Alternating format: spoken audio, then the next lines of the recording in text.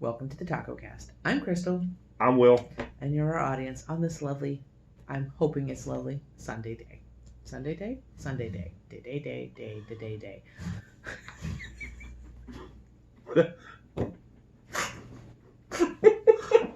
Oh my.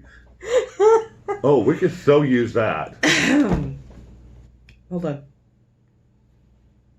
Hello, and welcome to No, It's Not Working. Okay, sorry. We've recorded this intro a couple of times today, and I'm mucking it up all over the place, but you know what? Whatever. It's fine.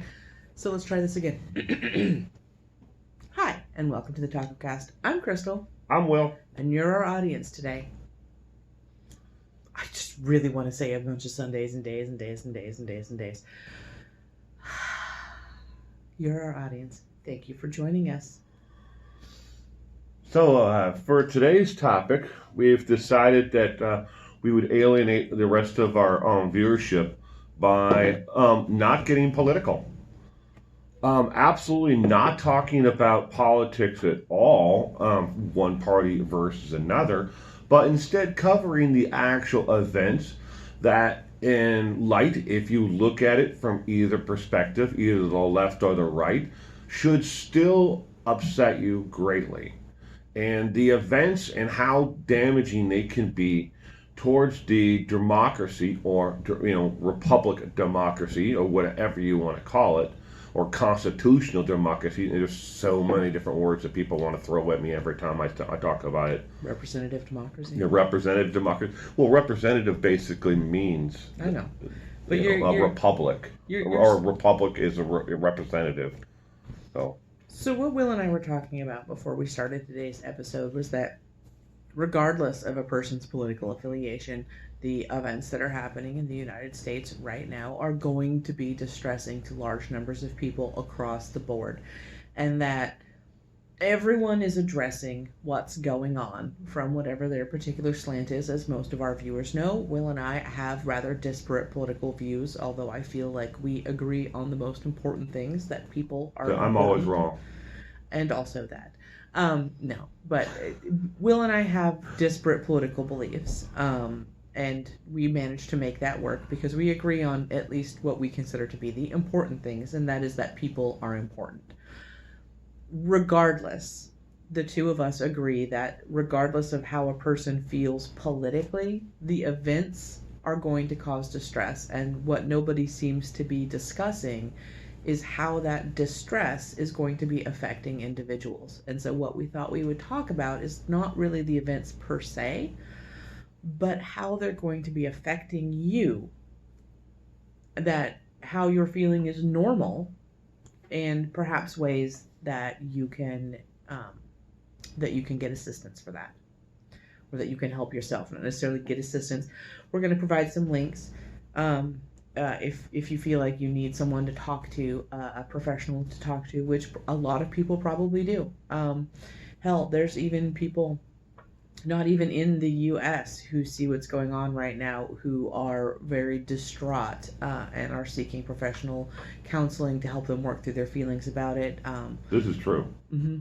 I've had some very in-depth conversations over the course of the last couple of days with friends and family that live in all parts of the world, for everywhere from the United Kingdom to Australia, New Zealand, and even in the Middle East. And the version of what is being shown there, let's just say, is drastically different from what is actually took place and what is showing here in America. The slant that each and every news bureau out there has decided in what they want to pitch as their perspective on the events is greatly different depending upon where you are in the world. And even here within the United States, you may live in an area like we do, excuse me, where the media companies are overwhelmingly controlled by one political party. And I'm talking about the newspapers, radio, television, And for a large extent, even the internet is controlled by one political party over another. And they are slowly, I mean, very rapidly, but very not right now, they are slowly, but they are manipulating what is being released in the media and what you are being told to a large extent. They're slanting it towards their base. So their side says, look, this is what happened, and this is what happened, and this is who was involved. But at the same time, you have to really dig into it to get the answers. Now, as you were talking about, people may be under distress because it's a very confusing time right now in retrospect, looking back at what actually happened. And there are people from, doesn't matter where your education level is or even interest in, what happened, politically wise. There are a lot of people out there from different education, economic backgrounds that are really confused as to what took place and what is going to happen next. Is the United States slowly sliding into a civil war? Are we about to take up arms and start gunning each other down again here in the 2021? Or are we 6 months, 8 months, or even 12 months away? I've seen reports on the internet from very reputable mainstream media that said, quite frankly, that the United States is 4 to 6 months away from a civil war. And this is going out to people around the United States and around the world. The United States' allies and those who hate the United States as a country and what we stand for are watching this very closely. And they are using it to feed, again, their agenda. Okay, you're going to be stressing people out more. That was it. That was my point right there, but thank you. Okay, now you can talk for the next 24 minutes. Go.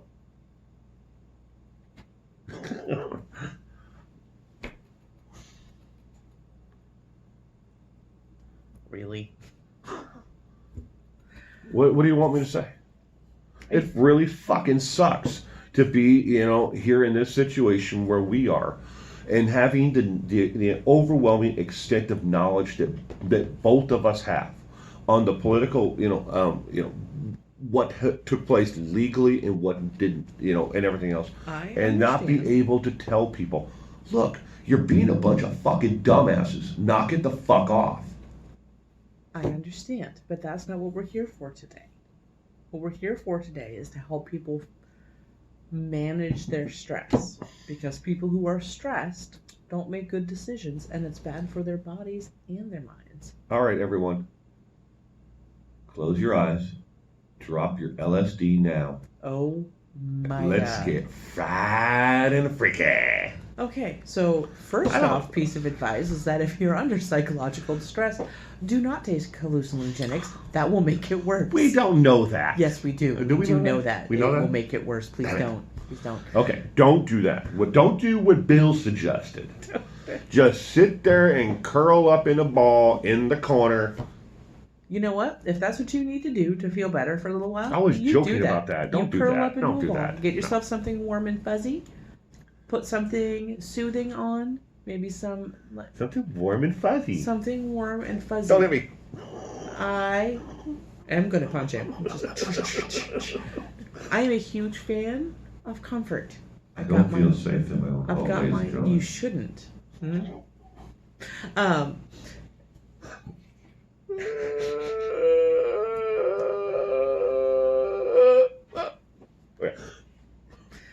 Anyways, all joking aside, if that's what you need to do for a little while to just decompress and to reset, you do that. And don't be ashamed of doing that. Do what you need to do to feel better. If that is getting, like I said, if that is getting your warm fuzzy blanket and going someplace dark and quiet and just being silent and offline for a while, do it. Do what you need to do to feel a little bit better, and that's going to look different for everybody. But I definitely recommend when you feel yourself getting distraught to unplug for a little bit. And everybody says it. Everyone's like, "Oh, go to social media," da da da, to the point to where it's become a meme in and of itself. But True. it's our main form of communication at this point in time. It's just where we Until we get those implants, right? we just go. Boop, Cyberpunk 2077. I'm loving it. I cannot wait to get gorilla arms. Anyways, what? yeah, it's a thing. Okay, let's not go down another rabbit hole here. Let's stick with one topic, maybe. Anyways, but seriously, everybody is, well, not everybody, but a lot of people are distressed. A lot of people don't know what's going on. A lot of people are concerned, and that's okay. It is okay to feel that way. It's okay to feel that way regardless of your political affiliations, your education level, your socioeconomic status, regardless of whatever influences you have in your life or aspects of your personality that you feel should have a particular opinion one way or the other. It is okay to be stressed out right now, and it's okay to do what you need to do, provided it doesn't hurt anybody else, to feel better. If you're like, well, I de-stress by punching people in the face. Don't punch faces. Don't hit me. Yeah. Don't hit me again. Don't hit me again. Stab your armpit so much. Okay, I'd like to say that. Ow. I'd like to say that in a large part, though, I mean, what's going on and what you just said, couldn't that really describe the last year of stress? I mean, COVID and everything. Everyone's lives have been thrown up in the air, and nothing, is what we normally would expect. So a lot of people have been feeling this way, and this is just the tip of the iceberg. Why did that happen in 2021? I mean, why couldn't it happen like a couple weeks prior in 2020 and keep all that in 1 year? Oh, God, right? I mean, but look, basically, in a nutshell, if you need help, talk to someone. Get outside of yourself and talk to someone. Reach out. There are lots of free services out there where you can just talk to someone. If you can't, and you feel like you don't have, the courage and the strength to actually pick up the phone and physically call someone, find a support network, someone out there who, maybe a local group in your area where you can just go and listen. Or maybe you can find a group on Facebook or something where you can just, with people who have somewhat the same, are going through the same things that you are. Because for your mental health, if you don't deal with it now, you are not going to want to deal with it in a week from now. Because you're just going to I'm just going to let it keep on building and building and building. Mm-hmm. Yeah. And we all do it. Not me. Nope, everything just... Okay. But seriously, it is okay to be distressed right now. And if you're outside of the U.S. and you're not sure what's going on, don't feel bad. We don't either. Yeah, we don't have a clue. That's the greatest thing about America, is we've been through a lot worse than this as a country, and we didn't, every time that something like this comes up, or, we didn't commit, or start another war over it. I know it seems like we do, because we love to fight other people, but not necessarily ourselves. Only if they have resources we need. Well, yeah, of course. I mean, there's got to be something, oil or gold or plutonium, something. There's got to be some reason why we can instill, a pseudo government, and enrich ourselves. That's who we are, ladies and gentlemen. You can't run away from the fact that is who we are. We have been that way since day one. We came here, we said, oh, look at these little people. These Native Americans have things that we could use. I say we get rid of them. And we push them away. And then we got to another area, and then people settled down, and they said, you know what? These people have too many riches. We need to move them away so we can give it to this person or that person. That's how it works here. the legacy of what is it? The legacy America? of British America. imperialism. Huh? The legacy of British imperialism. But regardless, all of that aside, like I said, it's you need to do what you need to do to feel okay for a little while. And it's hard to sift through everything when you have everything coming at you from a million different directions and visual stimulation and audio stimulation overload is a real thing. Yeah. Especially in this day and age, you just can't get any peace of mind at all, any downtime from anything, because you're constantly being barraged from every side with pundits from each and every side, news sources, people want to talk about, friends, family. And that's what people do. We're social. And part of the reason why echo chambers are so dangerous is because we all, regardless, we all seek out people to validate us and validate our opinions. And there's good times to do, places to do that in small doses, in small individual echo chambers. But you have to step outside of that and be open enough and understand you cannot live your entire life in just this little bubble. But the point of today isn't to I was going in. I was kind of going in that you should take time to challenge yourself. I was going in that direction. Thank you for checking me on that. Yeah. Because the point actually of today is to remind you that it is okay to not. Obviously not as a long-term strategy for life, but it is okay to just take time for yourself and to make yourself feel good. As you'll notice, I'm not drinking coffee today. She's drinking straight liquor out of the bottle. And so many of us are doing that now, ladies and gentlemen. It's just like, whatever! Woo! Party! It's rose lemonade. Okay, so now, she's not drinking vodka out of a bottle that says. I'm not. We're not plugging lemonade. This. We're not plugging this. We're not getting paid. And actually, if I was going to do an actual review, I'd say it's if a lemon, a rose bush, and LaCroix had an illicit affair and a baby. It's not what I was anticipating. Not very flavored at all? Yeah, it's not. There's a hint of lime or lemon. There's a hint of rose. It is. It's. But I made a choice to go out and get something that I thought I was going to like because, like I said, I'm about the comfort and feeling good, and I've been a little bit stressed, and I like to drink flowers. My whole family gives me shit. I'd like to feel good. Oh my God, I knew that was coming. Will you make me comfortable? Here, you can have some of my soda. Not that way. I don't want to feel comfortable that way. Anyways, so I purposely went out and got something that I thought was going to make me feel good. I have something else to say. No, you don't. To try and lift my spirits a little bit. So feel free to do that. And it doesn't have to be. It's like $2.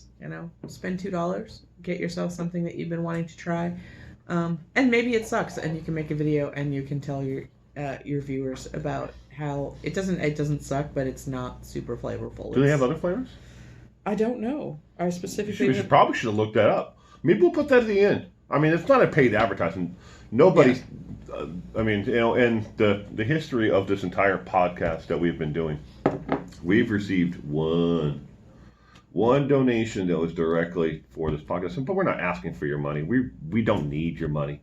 I'm just saying that this is not sponsored. We're not sponsored by anyone. If you're a company out there and you want to sponsor two, completely different individuals who are on a podcast who just happen to somehow be married for over 25 years, I don't know why you do that, but hit us up. There's the link to the comment if you can get a hold of us. It's in the About Me section on YouTube here. But I mean, that's really, think about it. It's like you're way over here, I'm way over here, and somehow we met in the middle and. Put your hands down, I sir. wasn't going to do anything, sir. So. Oh my God! We're not doing this podcast for children. God, I hope not. Anyways. By the way, if you're a child, you better get off. Turn this off right now. So. And stay off my lawn. He's been an old man since we met. I work hard for that blade of grass. I think I said this in one of our previous episodes, but he ran like a fucking romance movie. Arms outstretched, hair swishing gently in the breeze, slow-mo. He ran like that into being an old... He's just like, oh, old man vibes. Yes! I've worked very hard my entire life for each and every one of those individual blades of grass. The last thing I need is somebody coming through my yard trampling on my hard work. I fertilized that grass. I watered that grass. I weeded that grass. I have done everything for that grass. And that grass owes me. Well, I mean, he's not wrong. Whenever he goes on vacation for more than a week, he knows the grass It's is going to dead. begin when he gets Oh, God. Oh, I forgot all about that. I blocked that trauma. One time I even tried to cover it up. He went on vacation for like a month, and I forgot to water the grass, and it was all dead. June, when they normally go back to east. I got sod, and I was like, okay, quick, lay this sod down before my husband gets back. Yeah. So I just, I'm going to take a quick segue. So, if you're looking to get sod, and you've got a small place that you need to cover, you can get discounts on sod by checking on the Facebook Marketplace. People that have ordered sod for whole lawns will be selling it super cheap. $50. Or you could just water it while your husband's out of town for a month. Okay, but if that one doesn't work, then we are so far off our original topic. So wow. As we wrap this up, I'm going to share... Wait a minute. No, wait. I had some questions. Okay. You can ask your questions in just a second. First, before you end it, you're going to end it first? First, we're going to tell our viewers some things that we find help make you feel a little bit better. Oh, okay. Well, why don't you go first? Tell me that what makes you feel better during stressful times, when not just within your life, but what is happening in, say, like right now in our country. What makes you feel better and help you relieve this stress? So one of the things that I find helps me the most is just, well, shoot. Again, it's going to depend. Is it acute stress or is it chronic stress? If you're I don't know what the difference is. Acute stress is, oh my God, take care of it right now. Oh. And chronic stress is, hey. No, this one right here doesn't happen. Hey. The other one does. Hey. Yeah. Hey. All day long. Now, here's the thing. That's me. You call me annoying. So here's the thing. Like, hey, honey, when are you gonna remember to put the baby to bed? It's midnight. It's a weekend. He was playing Sago Mini and he was cute. So we're using it as an example. It doesn't happen all the time. So here's the... There was that one weekend where it didn't happen. Oh, go ahead. I'm sorry. I didn't mean to interrupt you. So right now you're talking about things that help you relax. Yes. Humans only have one stress response. We only have one stress response regardless of the stressor. It changes, like I said, based on acute or chronic stress, but we only have the one stress response. So if you have a lot of small stressors, you can still wind up being just as distraught as if you had had a large one, because our body reacts to them all the same. Oh, this is bothering us. Have all of the cortisol that I've stored up. Oh, you've been in a car accident. Have all of the cortisol that I've stored up. How does cortisol play into stress? Well, it's actually pretty complex how it affects the limbic system. It affects the endocrine system. But your stress response is... boil that down in layman terms for me, because I don't understand that. It can cause psychiatric disturbances. Okay. It can cause you to gain weight. It can cause heart problems. It can cause sleep problems. And that's because it's messing with your mind, which is a biological organism. Oh my God, a biological organ. It's a lot of people consider your brain to be this kind of abstract. It's an organ. It's a function, and something that bothers its function is going to change you. It's also going to bother your circulatory system. I'm making it sound like a kid who's going, Mom, can I go to the park? Anyways. That stresses me out. We have only one stress response, and it's going to affect a lot of systems. It can disturb your sleep. It can disturb your thinking. It can disturb your eating patterns. And you may find when you're under a lot of stress, you're not eating a lot, and yet you are still gaining weight. Or you're eating way more than you're used to, and you're still losing weight. Um, I want to do that. I'm a huge fan of that, and if I could get that, that'd be awesome. But unfortunately, we don't. Mine doesn't work that way. Yeah, you don't get a select. Your body's just like, oh, today it's all going to the butt. Anyways. Midline, but yeah, all right, go ahead. Yeah. So one of the things that I like to do the most is just take 5 minutes to snuggle. Yeah, I know. Ladies and gentlemen, she takes all the snuggles And from our son. Not from me, but from our son. She doesn't come snuggle me for 5 minutes. I snuggle them. Oh, just give me the snuggle. Yeah, no, you're all prickly. Okay. So, and even not just the baby, although I snuggle the baby. But, I like to wrap up in something warm. I need to put on some kind of soothing music or, because you can never really get away from sound. Put on some soothing music, right. Something low, okay, that doesn't have a whole lot of complexity to it because you don't really want to be overtaken by following the beat of the music. You just want it there as background. Warm, slow, and some kind of comfort food. I navigate my life through food, so of course that was going to be in there. You want some chicken rice casserole? That always makes me feel good when I'm sad. But that makes me sad. Chicken rice casserole is delicious, and I don't know why Bill's like this. So if you've got any of those things, and if you're not somebody who typically relies on physical comforts to get through, and you're not really sure what to do, legitimately think back to when you were a kid and what kind of stuff did your parents or your caretakers make that made you feel good, and see if you can recreate that. We have strong ties in our memory to foods and emotions and stuff like that, and you may find that could help. But so that's me. That's a warm, snuggle, low music. What makes you feel good when you're stressed out? Well, first off, I don't deal with stress, and you know that. I just let it build up and build up and build up until I have damn near a nervous breakdown, or I give myself an ulcer. I don't like to show that I'm or deal with stress because to me, and I actually asked after one of our last episodes, I asked a lot of my friends who were male. I asked them how they deal with stress, and overwhelmingly, a lot of us do it the same way. We just don't. Unhealthy coping mechanisms. Oh, yeah. Right? And I actually thought for the longest time, I always thought that I was alone. And it's pretty much the consensus that we all believe that dealing with stress or showing that we are under stress is showing a sign of weakness. So if a friend of yours, say Tim, told you that he was... I have a friend named Tim. I know. So if a friend of yours said that they were really stressed out and they just needed some time to just chill and maybe have a cup of cocoa to feel better about it, would you hold that against him? Yes. No, I wouldn't hold it against them. So why would you hold it against yourself?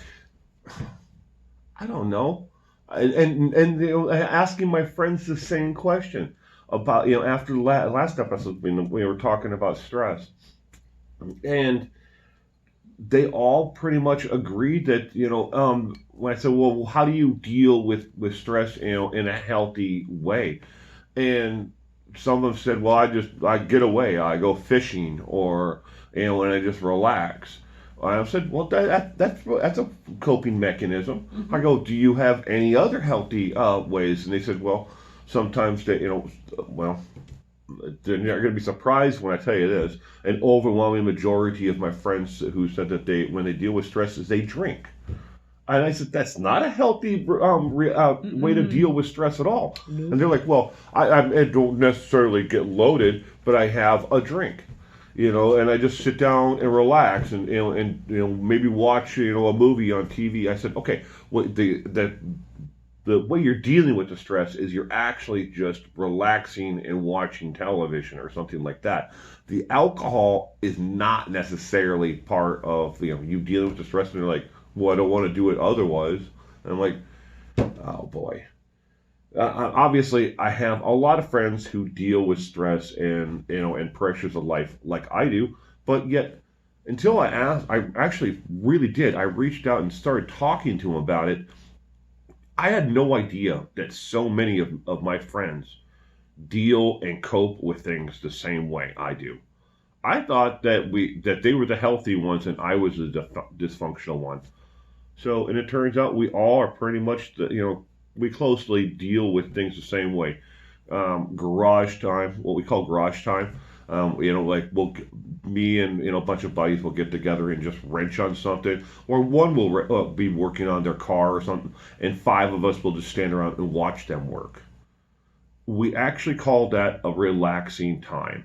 Or other friends like Ned, and will hit for him. His relaxation is getting on his Harley and just going for a ride. I have a friend of mine that copes with stress and like that. He has no actual point to where he's going. He just gets on and goes.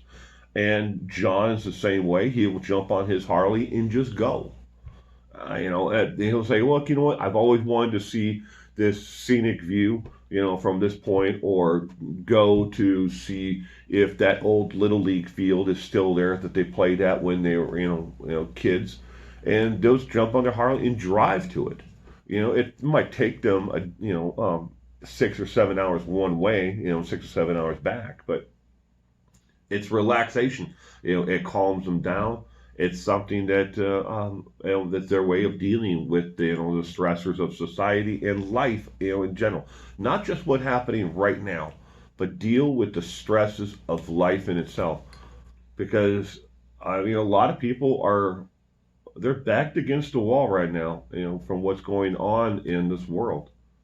They can't deal with let alone the stressors, from the political spectrum, for what's happening in D.C. right now and other capitals around the United States as well. But COVID, being laid off, um, there's so much that's going on. And we've lost an awful lot of our friends and people that we know to COVID, and yet there's a certain section of society that still thinks that it's not real. That's all a hoax. And until it directly affects them and somebody they love, a grandmother, an uncle, an aunt, somebody dies, and then they still may not actually, stand up and say, you know what, this is real, and I've been aiding to spread this, or we've been a fool. It's hard for people to admit when they've been wrong for so long, especially when they dig in in the trenches and they say, nope, this is where I stand and this is what I believe in. That's one thing that we as a couple have always had going in our favor, is we never dig our heels in and say, this is where the line is, and this is exactly, I'm not moving in, this is what I believe in, and you can't make me move off of that. Except when it comes to anchovies. Anchovies are good. I like anchovies and sardines. There's no excuse for anchovies. It's nasty. Okay, well, I guess there's maybe that one thing there. Anchovies and sardines. She doesn't like them. Ugh. I do. Ugh. I don't even like thinking about them. It's so nasty. Well, but stress is not a good thing. So we're going to wrap this up. No, we're not. We are going to wrap it up. We're just going to keep this conversation going. I really want to hear from you down in the comment section down below. I want to hear how you deal with stress. And we want to hear that you're doing okay. Oh, did I ever tell you how I deal with stress? Let us know that you're okay. Did I ever answer that? No, you just went on about how you and all your friends, operate with bad coping mechanisms. Right. Well, I'll get around to it. Well, then, see, that's what it's great about these episodes. Is it just me and you talking like we normally would? I would actually throw more sexual innuendos in there towards her. He wouldn't stop. Yeah, but I mean, Every I love my sentence would wife, start with and the I word. just want to be really close to her all the time. Is that He- so bad? He wakes me up in the morning with them. Hey, babe, good morning. I love you. Insert sexual innuendo. I love you too. What At 7 man in the doesn't morning. want to do that? I don't want to be awake at 7 in the morning.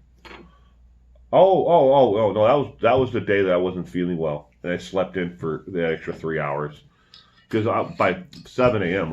I'm been up and I've already worked a whole half a day of work. That you've lost all that work that you could have gotten done. All right, so back to me. How do I deal with stress?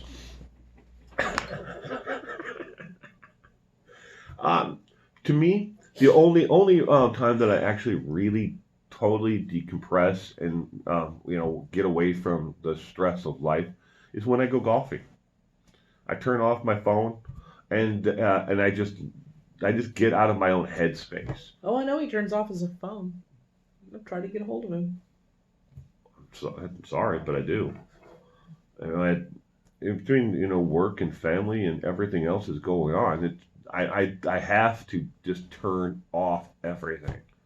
I have to get off of the digital train As much again. as I give Bill crap for turning his phone off when he goes out and golfs, if you're looking for some decompression time and you're doing whatever it is that you need to do, turn your phone off. Don't be accessible. Take your me time and make sure that it's you time. Yeah, turn your phone off. If you have to go for a drive, just turn your phone off. Turn it off completely. Put it in the glove box of the car, and then just drive. And don't worry about that missed call or that missed text or tweet or whatever. Trump's not on Twitter anymore, so you can't watch that circus. So you know, go for a walk. Find something. Get yourself a jigsaw puzzle. Crossword puzzle. Do something. We care about your mental health, and without you dealing with it, you're not going to be any good for anybody else, and you're certainly not going to be good for yourself. So, any other tips to dealing with stress? You've ruled out hallucinogenics and alcohol. Okay, we love you all, and we'll Wait a see minute, you next no, we week. can't end it there. I'm just making sure that we cross our T's and dot our I's and put commas where periods belong. We're going to put a couple of links below that you guys can use to check out of resources. They're not necessarily applicable to everybody and every situation, so hopefully we will have been comprehensive and that you'll be able to find what you need. Well, He's going to make another one. I can feel it. what? Another one of what? You have no idea what I'm going to say next.